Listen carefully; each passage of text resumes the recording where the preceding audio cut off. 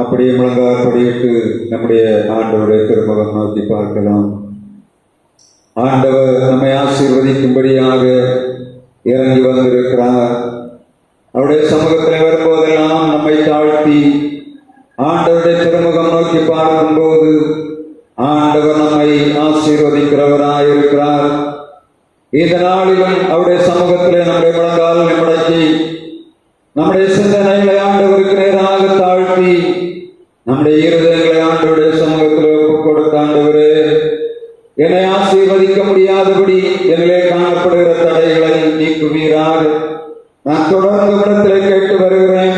ஒவ்வொரு நாளும் என்னுடைய பாவங்கள், என்னுடைய பாரங்கள், என்னுடைய அக்கிரமங்கள், என்னுடைய நேர்தல்களை நான் ஒவ்வொரு நாளும் சமூகத்தில் அறிக்கையிடுகிறேன். அப்பா, என் வாழ்களை விடுதலையும், என் குடும்பத்திலே சமாதானம், எங்கள் தேசத்திலே உங்களுடைய வெளிச்சம் வீசும்படியாக என்னை பக்குவப்படுத்துவீராக.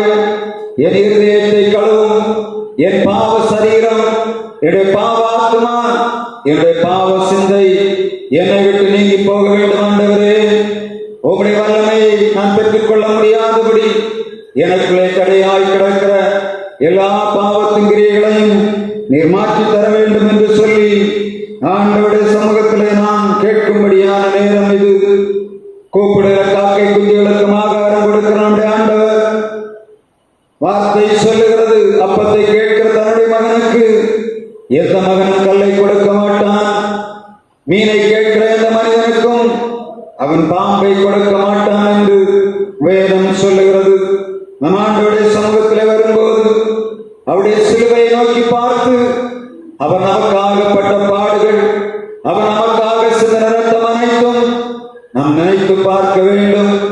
எந்த பாவியை கழுவும்படியாக, அவருடைய இருதயத்தை கழுவும்படியாக, சிந்தனையை சுத்தம் பண்ணும்படியாக இயேசுவின் ரத்தம் அளவில்லாமல் ஊற்றப்பட்டுக் கொண்டிருக்கிறது. விலையேறப்பட்ட பாவம் இல்லாத இயேசுவின் ரத்தம் சிலுவையில் ஊற்றப்படுகிறது. அவருடைய சிலுவை காட்சியை நாம் பார்க்கும்போது நமக்குள்ளே காணப்படுகிற பாவம், நமக்குள்ளே காணப்படுகிற அக்கிரமம், நமக்குள்ளே காணப்படுகிற மீறுதல்கள் சிலுவை ரத்தத்தாலே கழுவும்படியாக நம் ஆண்டவருடைய சமூகத்திலே ஒரு பாடலோடு அறிக்கையிடலாமா? சிலுவை நாதரேசுவின் பேரொளி வீசிடும் தூய கண்கள் என்னை நோக்கி பார்க்கின்றன, தம் காயங்களையும் பார்க்கின்றன என்று பாட்டுக்காரர் பாடுகிறார். பாடலோடு இசைந்து நம்முடைய பாவங்களை சிலுவை அடிவாரத்திலே கொண்டு வந்து அறிக்கையிடுவோம்.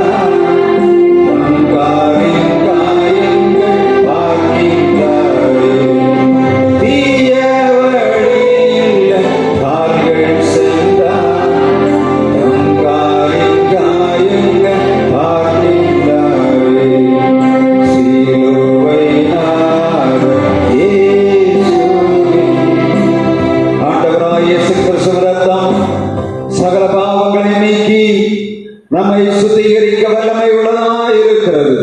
நம்முடைய பாவங்களை அறிக்கையிட்டு நாம் பரிசுத்த ஆவியின் வல்லமை பெற்றுக் கொள்ளும்படியாக ஆண்டவருடைய சமூகத்திலே பரிசுத்த ஆவிக்காக கெஞ்ச வேண்டும். பரிசுத்த ஆவியானவர் நமக்குள்ளே வரும்போது நம்முடைய பலவீனங்கள் அற்று போகிறது. நம்மை சத்துருவானவன் கட்டி வைக்கிற கட்டுகள் அறுக்கப்படுகிறது. பரிசுத்த ஆவி வரும்போது நம்முடைய சிந்தனைகள் ஆண்டவருக்கு நேராக அவரோடு இசைக்கப்படுகிறது. ஆவியானவரே, அசைவாடும் ஆவியே, தூய ஆவியே வாரும், எங்களை நிரப்பும் என்று ஆண்டோடைய சமூகத்தில் என்னுடைய இருதயங்களை தாழ்த்தி கேட்கும். ஆண்டவரே, அசைவாடும் ஆவியே, தூய்மையின் ஆவியே, இடம் அசைய உள்ளம் நிரம்ப இறங்கி வாருமே என்ற பாடலை உள்ளத்தினாலத்திலிருந்து பாடுவோம். ஆவியினாலே நம்முடைய இருதயங்கள் நிரப்பப்படும்படியாக ஒப்புக் கொடுப்போம்.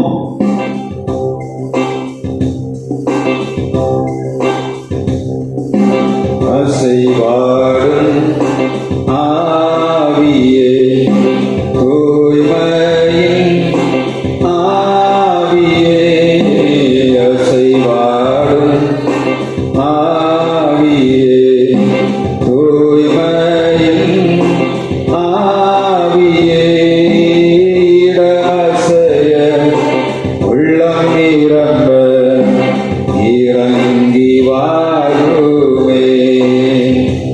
இந்த இடமசைய உள்ளம் நிரம்ப இறங்கி வாருமே.